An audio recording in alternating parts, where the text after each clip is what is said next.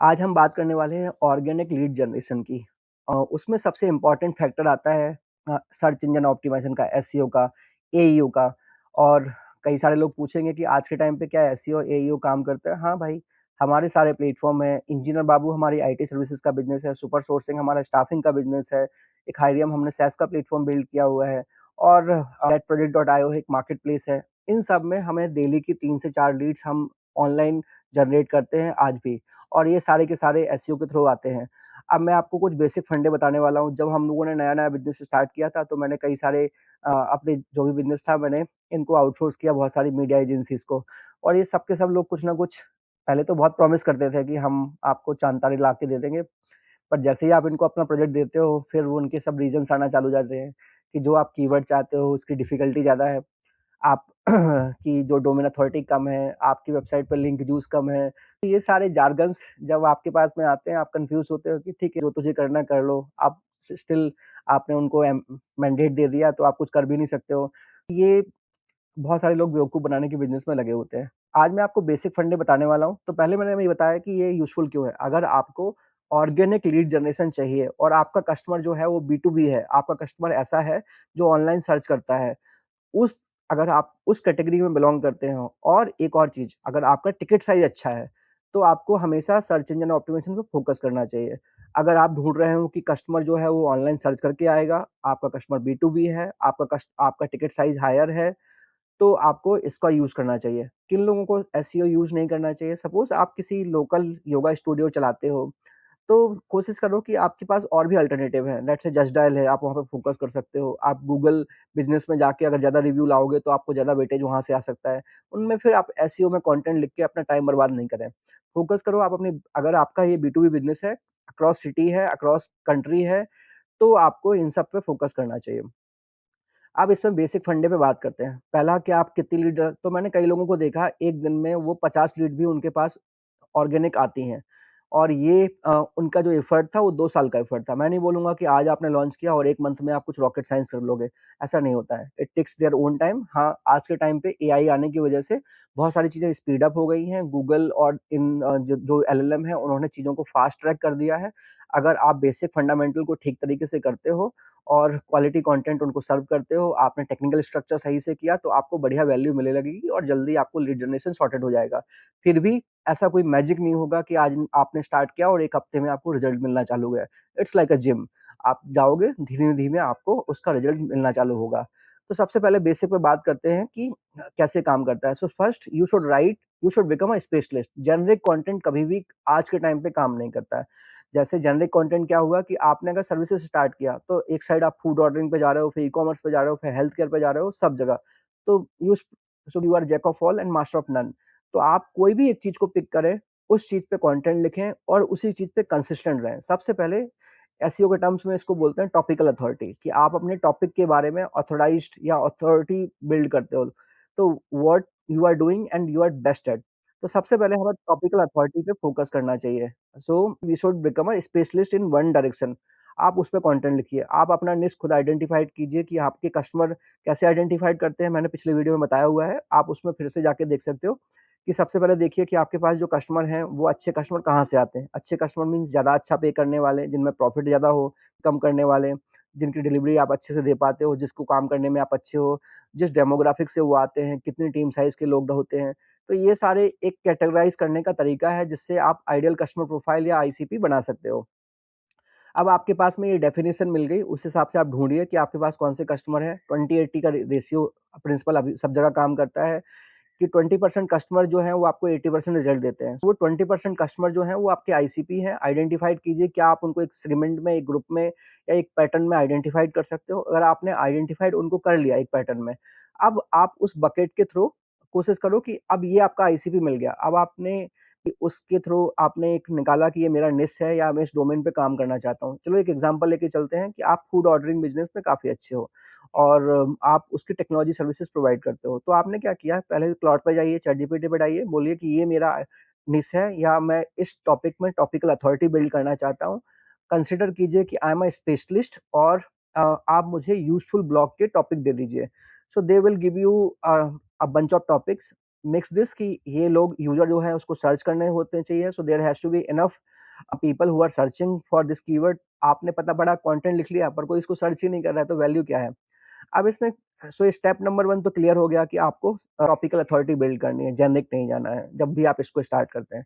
Step number 2 आता है कि कहाँ से स्टार्ट करें? सो इसमें 3 स्टेप्स होते हैं। एक होता है tofu, mofu and bofu. So top of the funnel, middle of the funnel, bottom of the funnel.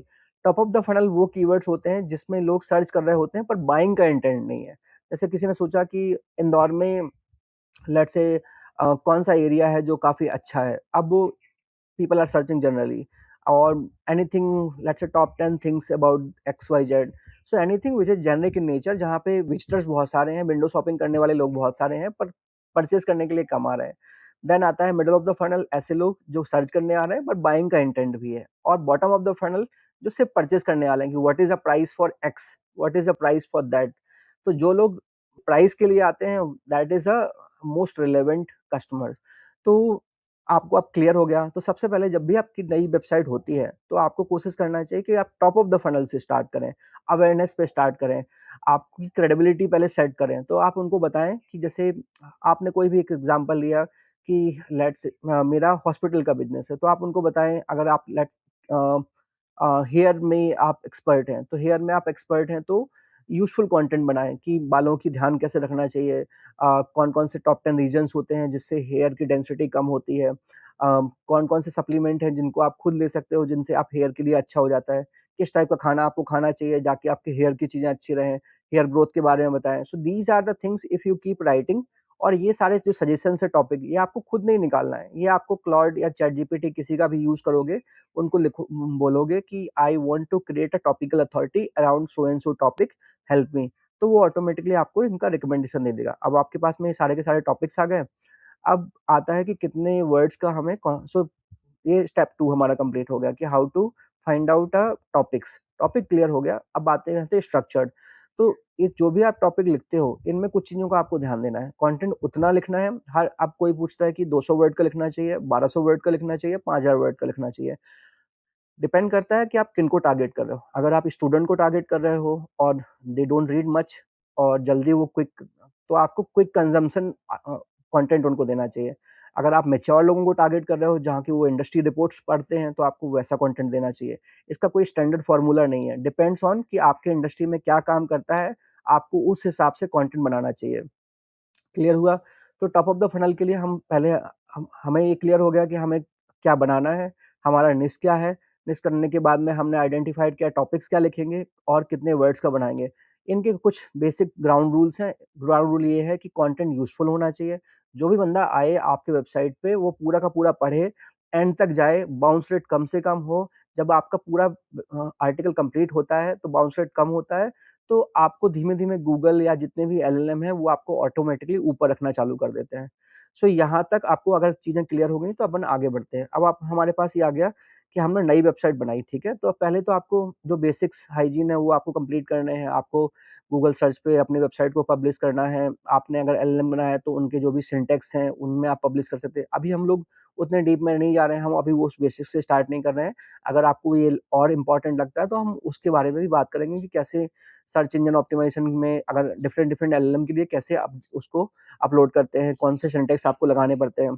पर अभी बात करते हैं कि चलो मान लेते हैं कि आपने ये सब बेसिक्स कर लिया, अब हमने सबमिट कर दिया। अब गूगल क्या करता है कि नए लोगों को, अगर आपकी टॉपिकल अथॉरिटी है, तो आपको चांस देता है। आपको लेट्स से किसी ने सर्च किया तो 10 लोग उनके पास, दूसरे लोगों के पास भेजेगा, तो 2 लोग आपके पास भी भेजेगा। और आपका टॉपिक अगर अच्छा है और 2 लोग जो आपके पास आ रहे हैं, वो पूरा का पूरा कंटेंट कंज़्यूम कर रहे हैं, तो धीरे-धीरे 2 से 10, 10 से 20, 20 से 50 होते जाएँगे। सो ये बढ़ता जाएगा। पर अगर उन्होंने 10 लोगों को भेजा, 10 में से 4 लोग नहीं पढ़ रहे हैं और बाउंस रेट बढ़ता जा रहा है, तो उनको लगेगा कि इनका कंटेंट यूज़फुल नहीं है। तो वो अपने एलएलएम का या अपने क्रॉलर का टाइम क्यों वेस्ट करेगा? अपनी एफर्ट या अपने रिसोर्सेज़ क्यों वेस्ट करेगा आपकी वेबसाइट को? तो इससे आपकी जो वैल्यू है वो धीमे-धीमे डिग्रेड होने लगी है। तो पहला तो यही है कि टॉपिक पे फ़ोकस करें, क्वालिटी कंटेंट बिल्ड करें, क्वालिटी कंटेंट बिल्ड होने के बाद में अ, आप जब ये चीज़ें करोगे, तो आपके पास में धीमे-धीमे विज़िटर्स आने लगेंगे। अब क्या फ़ोकस करना चाहिए? उसमें नेक्स्ट स्टेप आता है कंसिस्टेंसी। लोग 4-5 आर्टिकल 1-2 दिन लिखते हैं, फिर छोड़ देते हैं। तो एसईओ कभी भी ऐसे काम नहीं करता। आप एक फ्रीक्वेंसी डिसाइड कीजिए। मैं नहीं बोल रहा हूँ कि आपको 1 दिन में 5 ब्लॉग पब्लिश करने हैं, पर आप 3 दिन में 1 तो डाल सकते हो, 1 वीक में 1 तो डाल सकते हो। पर अगर 1 वीक में 1 डालना स्टार्ट किया तो आप कंसिस्टेंट डालिए। आप इसको 2 मंथ, 3 मंथ, 4 मंथ डालना चालू कीजिए। इसको कभी भी छोड़िए नहीं। Content creation is a system. आपको प्लान बनाना है कि टॉप स्टार्ट कैसे होगा, टाइटल क्या होगा, डिस्क्रिप्शन क्या होगा, आप किस फॉर्मेट में रखोगे और एंड तक कैसे कंटेंट को कंज्यूम करोगे। ये पूरा का पूरा अगर सिस्टम आपने बिल्ड नहीं किया, तो हमेशा आप जोश-जोश में कुछ दिन तो बनाओगे, उसके बाद में भूल जाओगे। तो ये सिस्टम बहुत इंपॉर्टेंट है। अगर आपको नीड चाहिए तो आप कमेंट में डालिए, मैं आपको जो मेरा सिस्टम है मैं आपको उसमें सेंड कर दूँगा। अब ये सिस्टम आपके पास में आ गया, आपने कंटेंट का टाइमलाइन बना लिया, कैलेंडर पे डेट फिक्स हो गए, उस डेट के हिसाब से आपने प्लान कर लिया। और मैं आपको एक सजेशन दूँगा कि आपको जो भी प्लेटफ़ॉर्म यूज़ करना चाहिए, आप उसमें वर्डप्रेस ही यूज़ कीजिए। आप बिना वर्डप्रेस के अगर आप कस्टम बिल्ड करते हो तो बहुत टाइम लगता है। मैं नहीं बोल रहा हूँ कि कस्टम बिल्ड करना अच्छा रहता है या बेकार रहता है, पर जो हमारा इंटेंट है, हम चाहते हैं लीड जनरेट हो। लीड जनरेट हैं तो वर्डप्रेस ने ऑलरेडी सब कुछ चीज़ें सेट करके रखी हैं, उनका कंटेंट ऑटोमैटिकली रैंक होता है। जो भी प्लगइन्स हैं वो ऑटोमेटिकली एसईओ के लिए ऑप्टिमाइज़ हैं। So we should not reiterate the wheel. If something is already working for thousands of the people, why not use the knowledge and learnings. तो वर्डप्रेस आप यूज़ करेंगे, आप कुछ प्लगइन्स हैं जो कि एसईओ में आपको हेल्प करते हैं, उन प्लगइन की लिस्ट में भी मैं नीचे डाल दूँगा, तो आप उनका भी स्ट्रेट अवे यूज़ कर सकते हैं। कोशिश करें उन प्लगइन का पेड वर्ज़न ले लें। फ्री वर्ज़न में बहुत सारी चीज़ों की होती है, टाइम टू टाइम अपडेट आते हैं, उनको आप अपग्रेड नहीं कर पाते, तो एक बार एक $60 $25 जो भी है उसका एफर्ट देना सही रहता है। अब यहाँ तक हमारे पास चीज़ें क्लियर हुई, कंसिस्टेंसी से आपने ब्लॉग डालना चालू किया, तो पहले आप शुरुआत के 2 मंथ तक आप टॉप ऑफ द फनल में डालिए, उसके बाद में आप मिडल ऑफ द फनल या बॉटम ऑफ द फनल से स्टार्ट कर सकते हैं। अब नेक्स्ट स्टेप आता है कि अच्छी वेबसाइट, ब्यूटीफुल वेबसाइट। तो वेबसाइट जो है वो दिखने में अच्छी होनी चाहिए, दूसरा फास्ट लोड होनी चाहिए, मोबाइल के लिए ऑप्टिमाइज़ होना चाहिए। आज के टाइम पे maximum user, in fact 80% of the user they open your website on a mobile. तो अगर आपकी वेबसाइट मोबाइल के लिए ऑप्टिमाइज़ नहीं है, तो it's not going to work. आप वेबसाइट के लिए आप नेक्स्ट.जेएस यूज़ करते हो, एचटीएमएल यूज़ कर सकते हो, कुछ भी यूज़ कर सकते हो। नेक्स्ट.जेएस जो है वो एसईओ के लिए काफ़ी अच्छे से ऑप्टिमाइज़्ड है, फास्ट भी खुलता है, जेएस फ्रेमवर्क है, तो ये सारी चीज़ें आपको यूज़ करना चाहिए। आप क्लॉड या चैटजीपीटी या इन सब से वेबसाइट ना बनाएँ। एक तो बनती तो बढ़िया है, पर बेसिकली स्ट्रक्चर अच्छा नहीं रहता है, अननेसेसरी का कोड मिल जाता है और हैवी हो जाती है। सो अगर आप उसको स्पीड के लिए ऑप्टिमाइज़ कर सकते हैं, तो nothing is better than this. हमें सबसे पहले स्पीड के लिए और क्लीन के वेबसाइट होना चाहिए। कंटेंट जो है बहुत ही सिंपल लेमन लैंग्वेज में लिखा होना चाहिए, 10th स्टैंडर्ड का पर्सन जो है वो पढ़ ले आपका। अब आता है कि हमने ये सब तो कर लिया, अब पर वेबसाइट का स्ट्रक्चर क्या रखना है? तो वेबसाइट के स्ट्रक्चर के लिए जब भी आप स्टार्ट करते हैं, तो सबसे पहले हमें ट्रस्ट देना पड़ता है। अब वो ट्रस्ट कैसे आता है? आप ट्रस्ट आता है कि रिव्यूज़ के ऊपर। कोई थर्ड पार्टी कंपनी जिन्होंने आपकी सर्विसेज़, जहाँ पे आपके कस्टमर की सर्विसेज़ में रेटिंग रिव्यूज़ वो देख पाएँ, आपके कस्टमर फीडबैक दे पाएँ और उनका बैजेस आप अपनी वेबसाइट पे लगाते हो, दैट इज़ ट्रस्टेबल। आपने कोई काम पास्ट में किया, उसकी केस स्टडीज़ आप यूट्यूब वगैरह पे पब्लिश करते हो, वीडियो पब्लिश करते हो, वो अगर आपने डाला, उसकी लिंक वहाँ पे पब्लिश किया, वीडियो वहाँ पे डाला, दैट इज़ ट्रस्टेबल। कोई आपके पास में टेस्टिमोनियल्स हैं किसी बंदे के, उनकी फ़ोटो लगी हुई है, उनका नाम डला हुआ है, that is more trustable. And आपने कुछ बनाया है, उसकी केस स्टडीज़ की पूरी आपने एक डॉक्यूमेंट किया हुआ है, उस डॉक्यूमेंट की जो लिंक है वहाँ पे आपने मेंशन की है, दैट इज़ ट्रस्टेबल। तो डिपेंड ऑन कि आप किस बिज़नेस में हैं, आप वहाँ के टॉप 10 प्लेयर को देख लीजिए, आप उनके लैंडिंग पेज के स्ट्रक्चर या होम पेज के स्ट्रक्चर को देख लीजिए, देखिए उन्होंने क्या कवर किया है। अ, यूजुअली जो फॉर्मेट रहता है, राइट साइड में एक वीडियो रहता है, जो वॉक थ्रू वीडियो 1 मिनट के आसपास का, जो पूरा एक्सप्लेन करता है कि आपका प्रोडक्ट या सर्विसेज क्या है। लेफ्ट साइड में रहता है कि हम टाइटल, डिस्क्रिप्शन कि हम करते क्या हैं। फिर आता है कि हम किस कस्टमर के साथ में काम करते हैं, उनके सबके लोगोस। नीचे आते हैं हमारी सर्विसेज और उनके बारे में, फिर एफएक्यूज़ या और भी चीज़ें, या कहीं-कहीं हम मेंशन हुए तो मीडिया वगैरह के बारे में। That's the standard format which lot of people are using and it's working for many years. तो आप एज़ इट इज़ चीज़ें को यूज़ कर सकते हैं, नहीं तो अपनी इंडस्ट्री के 10 या 12 लोगों को आप रेफ़र कर सकते हैं, उनको प्लान कर सकते हैं। यहाँ तक चीज़ें क्लियर हुई? देखो, क्योंकि होता क्या है कि आपने एसईओ अच्छा किया, लोग आपकी दुकान पे आ भी गए, पर उन्होंने कुछ परचेज़ नहीं किया, then what is the point? तो हमें लोगों को सॉरी बुलाना नहीं है ना, हमको तो उनको खरीदवाना है। तो हाँ, रिलेवेंस तभी है ना, तभी तो ट्रांजिशनल वैल्यू है, तभी तो हमारे लिए आरओआई आएगा। तो इसके लिए लैंडिंग पेज या होम पेज होना, अच्छा होना बहुत इम्पोर्टेंट है, और इनफैक्ट लैंडिंग पेज नहीं, पूरी की पूरी वेबसाइट अच्छी होना बहुत इम्पोर्टेंट है। Pricing page should be very, very clear, customer testimonials should be very, very clear, case study should be very, very clear, और जो फुल इन्फॉर्मेशन है कि आपकी प्राइसिंग क्या रहती है, आपने किन-किन के साथ में काम किया, कैसा काम किया, करियर पेज बॉटम में डाल सकते हो। तो ये सारी चीज़ें तो बेसिक्स हैं जो आपको डालनी ही चाहिए। अदरवाइज़ कितना ही अच्छा एसईओ करो, आप कन्वर्ट नहीं कर पाओगे तो इर्रेलेवेंट है। फिर आपने यहाँ तक हमारा चीज़ें कंप्लीट कर ली। सो अभी ये तो हुआ इनबाउंड। अब आता है बेसिकली ऑफ पेज एसईओ बोलते हैं, या तो अब इसमें बात करते हैं कि हमने कंटेंट तो अच्छा बना लिया, पर अगर जैसे सपोज़ बाहर के लोग हैं, अ, मेरे दोस्त ने बोला मयंक एक अच्छा बंदा है, ठीक है? तो अब उसकी क्रेडिबिलिटी कुछ नहीं है। तो मेरी क्रेडिबिलिटी में कुछ वैल्यू ऐड नहीं होगा। That is called as a link juice. पर सोचो नरेंद्र मोदी ने बोल दिया चिल्ला के कहीं स्पीकर में कि मयंक एक बहुत बढ़िया प्रोडक्ट डेवलपर हैं और ये वो, तो मेरी क्रेडिबिलिटी बढ़ जाएगी। तो ऐसा ही होता है कि जो भी कोई एक हाई वैल्यू ऑथराइज्ड डोमेन अगर आपकी वेबसाइट को लिंक देती है, तो उससे आपकी क्रेडिबिलिटी भी बढ़ जाती है। तो आप अपनी वेबसाइट को मल्टीपल प्लेस पे लिस्ट कर सकते हो। अगर आप सर्विसेज़ बिज़नेस में हैं, तो आप जो भी है क्लच है, गुड फर्म है, यहाँ पे लिस्ट कर सकते हो। अगर आप प्रोडक्ट या SaaS बिज़नेस में हैं, तो जी2 है, कैप्टेरा है, आप यहाँ पे लिस्ट कर सकते हो। अगर आप किसी लोकल सर्विसेज़ में हैं, तो जस्ट डायल हुआ, इंडिया मार्ट हुआ, यहाँ पे लिस्ट कर सकते हो और कोशिश करें कि मैक्सिमम रिव्यूज़ आप यहाँ पे लेने की कोशिश करें।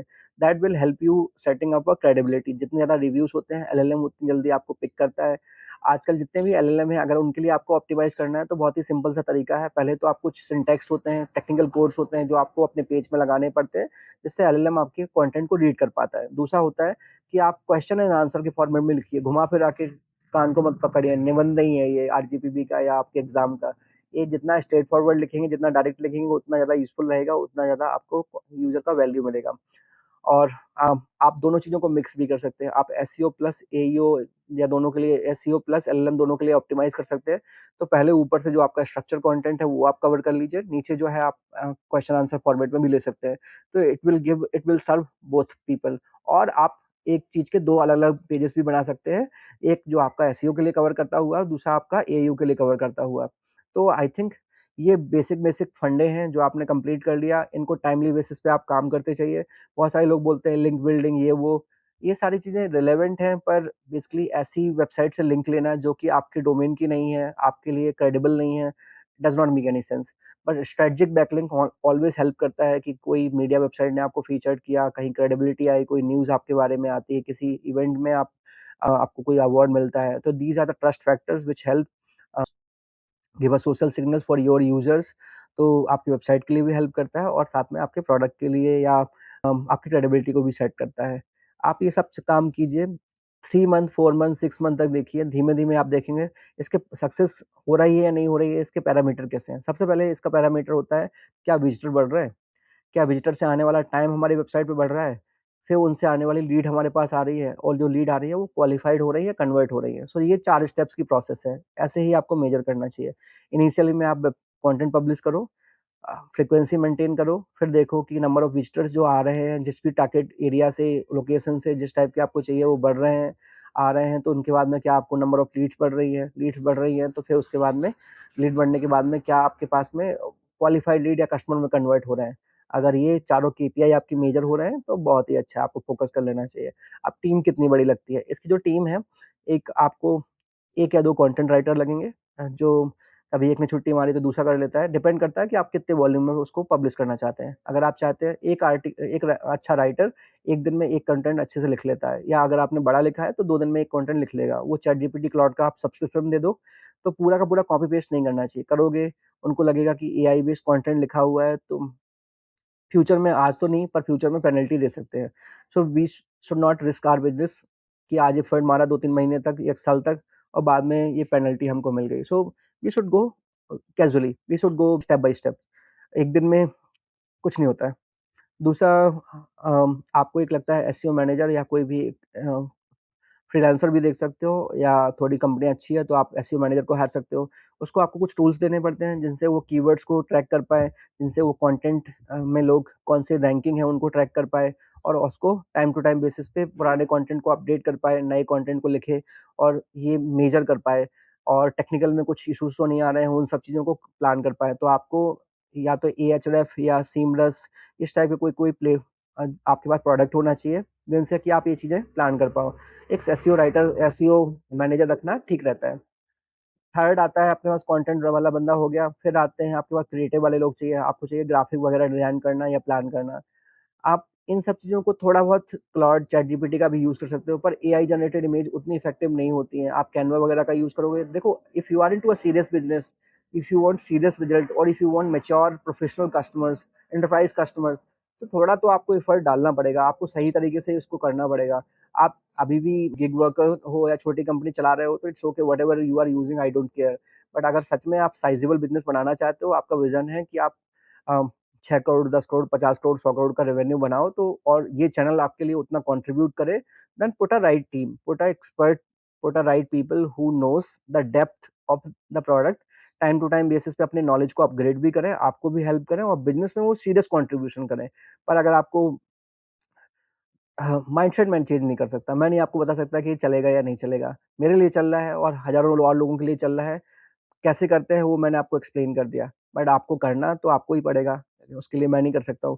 सो these are certain things you should focus and then you can start getting result. Trust me, this works, this still works and this is going to work even in futures. होता क्या है कि एलएलएम आ गए, AI आ गए, तो market हमेशा हर चीज़ को बहुत पहले से रिस्पॉन्ड देने लगता है। बाद में it become normal and used to. पहले एआई रिमोट वर्क आया, सबने बोला रिमोट वर्क आया और पूरी दुनिया बदल जाएगी, अब तो रिमोट ही सब कुछ चलेगा। बहुत सारे लोगों ने अपने ऑफिसेज़ छोड़ दिए थे। वी वर स्टेइंग कि ठीक है, कुछ भी होगा, लोग अभी भी ऑफिस में ही काम करेंगे। हमने थोड़ा किराया में नेगोशिएट किया but still we continuing with the same building. आज देखो, आज वहाँ पे 3 गुना प्राइस हो गए और हमको वो ऑफिस मिलते भी नहीं उधर पे। तो कुछ भी चेंज नहीं होता है। मार्केट हमेशा हर चीज़ को पहले से रिस्पॉन्ड देने लगता है और ज़्यादा रिस्पॉन्ड ओवर ले लेता है। ये वॉर वगैरह चल रहे हैं तो थोड़ा बहुत इम्पैक्ट आता है, but again if you look for today everything is normal, nobody is taking Trump seriously. Same is happening with the LLM and AI. People are saying कि it will change the world. It is changing certain level, but क्या fundamental है, आज हमें क्या करना है? मेरे पास भाई क्वालिटी की लीड 4 5 10 आनी चाहिए। That is okay and what ever I am spending, if I am getting ROI, कि भाई एक लीड से अगर मुझे 10 लाख रुपए मिल जाते हैं और मैं 1 महीने में इतना बिज़नेस मुझसे जनरेट हो जाता है, जो मेरे 1 साल भर का लेट्स 1 साल भर का जो भी मेरा कॉस्ट है, वो मेरे 1 महीने में कवर हो जा रहा है, तो it's a good ROI for me. Why I should bother? और trust me, anybody who is searching and coming to your website reading, तो आपका सेल्स वाले का भी 50% काम ऑटोमेटिकली कंप्लीट हो जाता है। तो क्वालिटी कस्टमर चाहिए हमको। हमको ऐसे कस्टमर नहीं चाहिए जो मेरे दोस्त के या रेफरेंसेस के हों, जो बाद में आके मेरा दिमाग खराब करें। I want people who are genuinely focused toward the product, they are professional, they are willing to pay my services, and if they are strangers, nothing is better than this. Profit first, profit होना चाहिए और ये एक अच्छा channel है जो आपको profitable quality customer देके आते हैं। Customer who is reading about you, customer who is reading और researching about you and then they are booking a meeting, more likely to get converted compared to people who are who just get to know about you and 10 more people। तो वो comparison में ही आपका बहुत time निकल जाता है। ये आपकी क्रेडिबिलिटी भी सेट करता है, अथॉरिटी भी सेट करता है और फिर जो आपके पास लोग आते हैं उनसे काफ़ी अच्छी वैल्यू मिलती है। So hopefully it will work for you. Thank you.